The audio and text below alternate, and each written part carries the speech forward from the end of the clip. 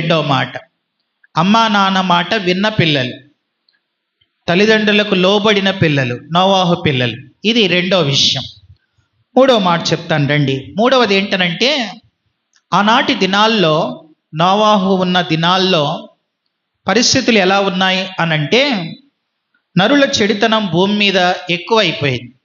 వారి హృదయం తలంపుల్లోని ఊహలన్నీ చెడిపోయినాయి.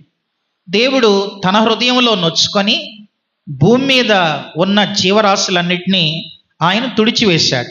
అలాంటి పరిస్థితుల్లో దేవుడు నోవాహుతో చెప్పాడు, ఒక ఓడను నిర్మించుకొని నీవు నీ పిల్లలు నీ కోడండ్రు ఆ ఓడలో ప్రవేశించండి అని దేవుడు నోవాహుతో చెప్పాడు. కనుక ఆ ఓడ నోవాహు చేత నిర్మించబడింది, వారు అందులో ప్రవేశించారు. అయితే నోవాహు ఒక్కడే ఓడ కట్టాడా? ఓడ కట్టడంలో పిల్లలు కూడా సహకరించారా అని